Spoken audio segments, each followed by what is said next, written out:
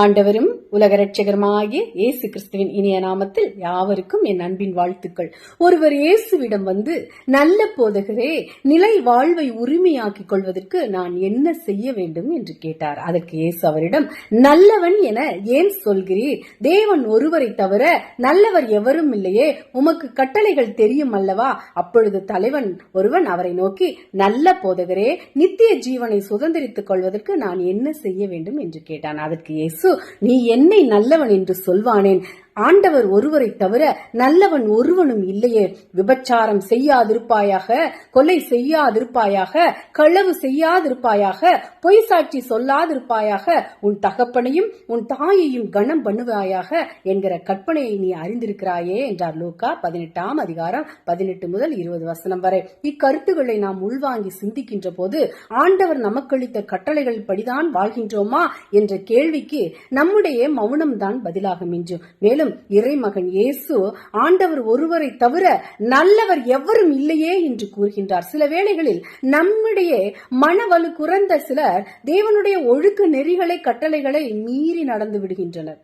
நம்மை படைத்து காத்து வழி நடத்தி கொண்டிருக்கிற ஆண்டவர் நம்மை கண்ணோக்கி கொண்டிருக்கிறார் என்பதையும் அவர் எங்கும் இருப்பார் என்பதையும் எளிதாக மறந்து அல்லது மறுத்து விடுகின்றோம்.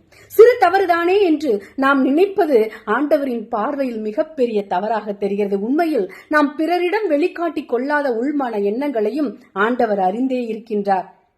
அதனால்தான் தவறு செய்துவிட்ட நாம் அது தவறு என்று உணர்ந்த நேரத்தில், ஆண்டவரே, தெரியாமல் செய்துவிட்டேன், என்னை மன்னித்து விடும் என்று ரகசியமாக மனதுக்குள்ளே ஆண்டவரிடம் மன்னிக்க வேண்டுகிறோம். ஆக நமக்கு தெய்வ பயம் அல்லது தேவனிடம் உள்ள பயபக்தி அற்று போய் விட்டதோ என்று எண்ண தோன்றுகிறது.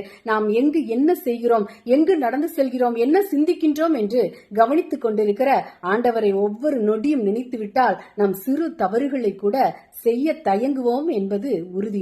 இதையெல்லாம் நாம் புனித பைபிள் வாயிலாக காணலாம். சங்கீதம் 139:1, கர்த்தாவே, நீர் என்னை ஆராய்ந்து அறிந்திருக்கிறீர், என் உட்காருதலையும் என் எழுந்திருக்குதலையும் நீர் அறிந்திருக்கிறீர், என் நினைவுகளை தூரத்திலிருந்து அறிகிறீர், நான் நடந்தாலும் படுத்திருந்தாலும் என்னை சூழ்ந்திருக்கிறீர், என் வழிகளெல்லாம் உமக்கு தெரியும், என் நாவில் சொல் பிறவாததுக்கு முன்னே இதோ கர்த்தாவே அதையெல்லாம் நீர் அறிந்திருக்கிறீர், முற்பிறத்திலும் பிற்புறத்திலும் நீர் என்னை நெருக்கி உமது கரத்தை என் மேல் வைக்கிறீர். இந்த அறிவு எனக்கு மிகுந்த ஆச்சரியமும் எனக்கு எட்டாத உயரமுமாயிருக்கிறது. உம்முடைய ஆவிக்கு மறைவாக எங்கே போவேன்? உம்முடைய சமூகத்தை விட்டு எங்கே ஓடுவேன்? நான் வானத்துக்கு ஏறினாலும் நீர் அங்கே இருக்கிறீர், நான் பாதாளத்தில் படுக்கை போட்டாலும் நீர் அங்கேயும் இருக்கிறீர், நான் விடிய காலத்து செட்டைகளை எடுத்து சமுத்திரத்தின் கடையாந்தரங்களிலே போய் தங்கினாலும் அங்கேயும் உமது கை என்னை நடத்தும், உமது வலது கரம்